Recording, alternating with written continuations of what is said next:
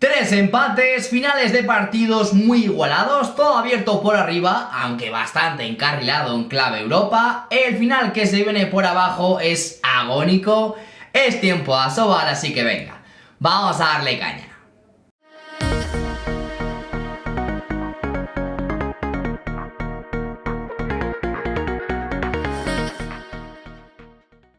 ¿Qué tal amigos? ¿Cómo estáis? Bienvenidos a este vídeo, 28ª jornada en clave Liga Plenitud Asobal, que empezamos ya a repasar, como cada lunes, con estos resultados. Comenzando por este Freaking Granollers 34, Frigoríficos Cangas 31, empate a 24 goles entre el B30 y Abanca de Mar León, Logroño de Rioja 27, Badahuesca 25, Tubos Aranda Villaranda 35, Revicuenca 34, Ángel Jiménez Puente Genil 26, Barça 43, Impulse Guadalajara 31, Viveros León Nava 31, Servigru Benidorm 27, Vazco Torlavega 33 y por último empate a 25 goles en ese partidazo de la jornada, en ese Recoletas Atlético Valladolid y Ludek Vidasoa Irún. Y pasamos ya a la clasificación, que está de la siguiente manera: el Barça con 51 puntos, sigue sorprendiendo bastante que haya perdido dos partidos y que haya empatado otro. Y ahora, la lucha por Europa está muy bien, aunque como decía en la introducción, bastante encargada para mí. Segundo y tercer lugar para Ludek Vidasoa Irún y Freaking Granollers, ambos con 39 puntos. Cuarta posición para Vazco Torlavega con 37 ahora mismo. Tiene pinta de que recibiría, como en estos últimos años, esa invitación para jugar la EHF Europa League. Quinta posición y sexta para Logroño de Rioja y Abanca de Mar León, ambos con 35 puntos. Y Recoletas Atlético Valladolid, algo descolgado ya por esa pelea para entrar en Europa la temporada que viene, con 33 puntos. Octavo lugar, ahora mismo ganando ese top 8, Viveros León Nava con 27, Tubos Aranda Villaranda con 26 noveno y décimo Revicuenca con 23. Y ahora, la lucha por no bajar también va a estar espectacular, y sobre todo en estas dos últimas jornadas que nos vienen, pues poco más se le puede pedir a esta competición. Undécimo, Frigoríficos Cangas con 20 puntos. Duodécimo, Ángel Jiménez Puente Genil con 18. Impulse Guadalajara y el B30, aunque ojito, ahora mismo jugaría en el playoff esa eliminatoria con el equipo de plata, el B30, ambos con 17 puntos. Y en descenso directo, Badahuesca con 16 y Servigru Benidorm con 15. Luego, si os parece, repasamos después del más destacado, después de mi set ideal, la jornada 29, que se nos viene, por cierto, con horario unificado, a excepción de ese Barça Villaranda. Pasamos ya, por tanto, a lo más destacado de la jornada, con nos ventilamos, si os parece, pues estos dos partidos que no tuvieron mucha chicha, ya sea porque el Barça, más allá de que ha quedado campeón, ha ganado de 17 en el Alcalde Miguel Salas, con un 13-24 al descanso, un Barça muy Barça, con Nilsen en portería con un 45%, mucha transición, mucho lanzamiento, y se juntó que el equipo local, el equipo puntano, pues estuvo bastante errático, poco fino en ataque. El segundo que nos ventilamos rápidamente es ese Villaranda 35, Cuenca 34, 16-14 al descanso. Como digo, es un partido que hay que contextualizar bastante, con muchos errores en ambos lados, pero que tuvo ese final abrupto con varias exclusiones del Revicuenca en el tramo final del partido. De hecho, defendiendo solo con 4 jugadores más el portero esa última acción, que convertía a Dalmau en prácticamente 6 metros, ese 35-34, para sumar otro más 2 para el equipo arandino. Como digo, arandinos y conquenses tampoco se juegan nada más allá de optar a ese top 8, porque por arriba no pueden competir por estar en Europa, y por abajo ya están, por suerte para ellos, salvados. Vamos ya con, por tanto, lo que ha tenido chicha, lo que importa, que se me entienda obviamente, en esta jornada, con los equipos que se están jugando algo. Vamos ya con ese Recoletas Atlético Valladolid 25 y Ludek Vidasoa Irún 25, empate a 25 goles, 14-11 al descanso. Vidasoa bastante fallón, sobre todo en 6 metros, con un César Pérez que sacaba prácticamente todo, guarismos bastante potentes, como desde fuera, más allá de 6 metros, desde 8, desde 9, lanzamientos, bueno, bastante poco finos, ¿no? El conjunto de Alex Mozas. A excepción de los hermanos Nieto, con mucho desequilibrio tanto de Asier como de Gorka. Julen Mújica con sus habituales penetraciones desde el carril de lateral derecho, pues poco más hay que destacar. del conjunto vasco, y un Recoletas con, en portería, César Pérez en el primer tiempo y Bar en el segundo, ambos con casi un 40% en portería, o sea, guarismos que te hacen pues casi siempre sumar. Súmale a todo esto que en defensa el egipcio estuvo a nivel brutal y que en ataque con esa movilidad, con esos deslizamientos, corriendo mucho la línea de 6 metros Álvaro Martínez, pues el Recoleta se ponía con ese 14-11 al descanso. Luego, en el segundo tiempo también estuvo bastante mejor. De hecho, hay un momento, en ese minuto 50, donde el marcador refleja un 24-19, o sea, más 5 para el equipo de Pisonero, y Bidasoa llega a remontar después de un Cuba espectacular en portería que sacaba prácticamente todo, y las pérdidas de Alex Pisonero, que no estuvo nada fino. De hecho, llega a ponerse más 1 con ese tanto de Rodrigo Salinas, y Dimitrievski, desde esa esquina, desde ese extremo izquierdo, empataba, pues, para mí el partido, sin duda, de la jornada, perdón. Vamos ya con esa victoria del Freaking Granollers por 34-31 ante el Frigoríficos Cangas, 18-17 al descanso. Fue un partido de ritmo alto, dos equipos que se encuentran bastante cómodos jugando a muchas posesiones y de errores, ¿no? Fue un partido donde hubo jugadores que estuvieron muy bien, véase Víctor Romero, véase Arnaud Fernández por parte de Canguesa, y otros que no estuvieron pues nada finos, como los laterales, tanto Tarcisio Freitas por parte de Vallesana como Mats Timan Hansen por parte gallega.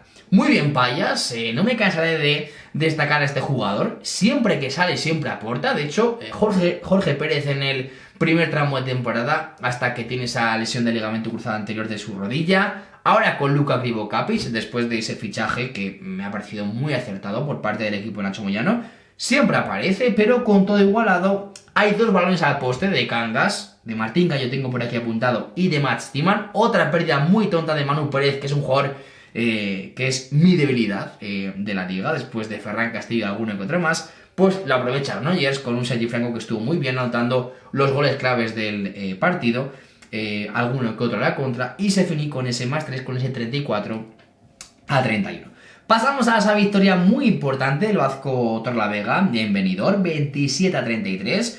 Fue un partido sobre todo de muchas alternativas, desde ese primer tiempo, con ese 4-8 en los primeros minutos, muy bien Calle, con contras con Rubiño, que como digo ponía ese más 4, luego lo empata Benidorm, con paradas bastante importantes de Domenech, sobre todo 6 metros, y al descanso te vas con ese 14-18. Al final me gustó mucho Pedro Arena, las acciones que estuvo bastante fino. De hecho fue su primer gol en la liga después de esa lesión de larga duración. Maestro también anotando desde ese lateral derecho, se nota mucho, ¿no?, que ya tiene recursos el bueno de Jacobo Cuetra. Después Carlos Calle y Proco, pues con su tradicional círculo de pasos, que me parece un jugadorazo. Si tomara mejor ciertas decisiones sería un jugador todavía aún mejor, quizá más regular, con las tradiciones hacia el punto fuerte. Y luego en el segundo tiempo para mí hay un jugador clave, que es Colunga, en defensa, con esa defensa abierta que siempre plantea Jacobo Cuetra para neutralizar los ataques del equipo rival, también ataque. Luego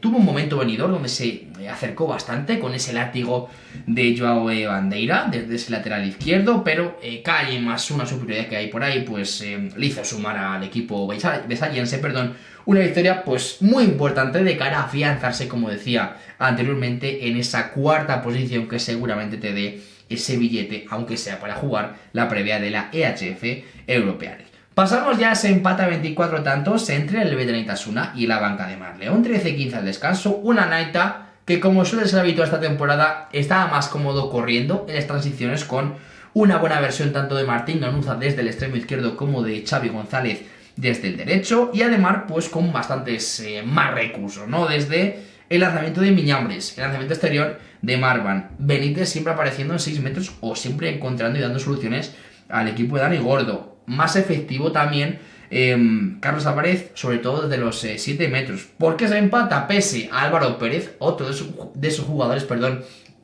como Mateo Payas, que siempre aparece, que siempre que sale siempre aporta, con esas 9 paradas por un 34%, pues Anaita aprovechó los errores del equipo ademarista, que creo sobre todo que acusó algo en la falta de un mayor control del partido, con un Adri Fernández que para mí no está sobre todo rindiendo quizá al nivel que se esperaba esta temporada, con Miñambres que quizá es algo también irregular, con un Rodrigo Pérez Arce que está lesionado. Pues creo que lo notó bastante con Ademar, bueno, que no tuvo su día, que estuvo un poco fino y que sobre todo se deja más que sumar, se dejó un punto en tierras pamplónicas. Y repasamos otro de esos finales muy igualados, es el Logroño Rioja 27, Bada Huesca 25. Comenzó mejor Logroño con su contragol, con su lanzamiento exterior. Luego Huesca le dio la vuelta al partido con su ataque posicional, con mucha continuidad hacia sus extremos, 8-11, pero al descanso 16-14, después de reponerse con un espectacular Ledo en portería. De hecho, lo meto al portero de Lalín, con ese casi 50% en portería, con un Thiago Alves bastante acertado, además de las pérdidas en ataque del conjunto orcense. Como digo, +2 al descanso, ojito a los datos de las porterías, Ledo con 19 paradas, casi 20 para un 46%, Gabor Dexi, sin arguillas, tiene que ser importante, 11 paradas para casi un 30%, y en esos momentos importantes aparecía el portero de Lalín, ya hispano, después de debutar con la casaca de nuestra selección española, además de la defensa y además de un Preciado que estuvo bastante bien, interpretando como siempre el juego en ataque para sumar ese +2 importantísimo. Y pasamos ya pues a destacar ese último partido que nos queda, ese Impulse Guadalajara 31, Viveros Nava 31, 15-18 al descanso. Para mí la diferencia, en el primer tiempo, os la resumo con diferentes datos.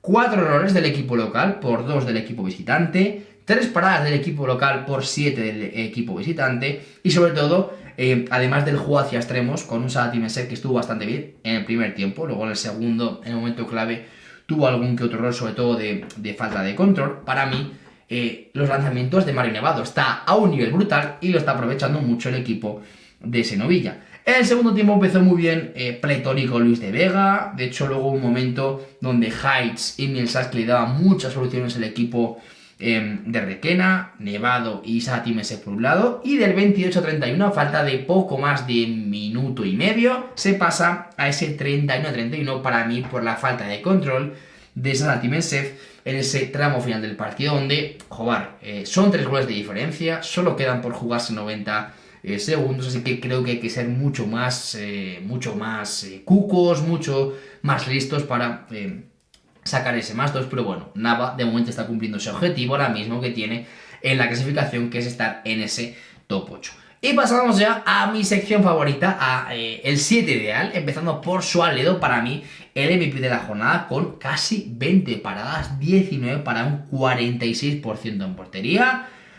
Colunga con 5 de 6, para mí también importante, además de en ataque, sobre todo en defensa, con esa defensa abierta en ese puesto de avanzado. Mújica por ese lateral derecho con 6 goles, Heights Gorostidi por ese izquierdo con 5, el pivote Víctor Romero con 9 de 10, Sergi Franco en ese extremo derecho con 6 de 7 y por último Martín Ganuza con 5 goles en 5 lanzamientos y una asistencia. Y en otro orden de cosas, Eon Alicante, nuevo equipo de la Liga Plenitud Asobal, después de ganar en esa final anticipada, en esa última jornada brutal en el plantío, a Lubu San Pablo Burgos por 32-35. Por tanto, el equipo de La Torre y de Iker Serrano, de Joshua Arzoz, de Parker, de Torrico, ya es nuevo equipo de la máxima categoría del balonmano español. Este fin de semana, la fase de ascenso en el Quijote Arena, o sea, un lugar idílico, 24 y 25 de mayo, con las siguientes semifinales: Caserío Puerto Sagunto y Burgos contra Sinfín. Y en otro orden de cosas también, a plata suben La Roca y Sant Cugat, los dos equipos de Cataluña, de ese grupo de Primera Nacional, y también OAR Coruña, después de esa proeza tremenda, después de ganar de 16 tantos, si no recuerdo mal, a La Salle de Córdoba. Por tanto, la eliminatoria que jugará el mejor segundo de las 3 fases de ascenso, o sea, el Zaragoza, va a medirse al Proin Sevilla, que está en plata en ese puesto de promoción por el descenso. Primero la ida en Zaragoza y luego la vuelta en Sevilla. Si te ha gustado este vídeo, si te ha gustado este contenido, recuerda, no olvides suscribirte, darle a like y compartirlo para que cada vez seamos más en esta comunidad balonmanera. Hasta entonces, mucho balonmano y siempre balonmano.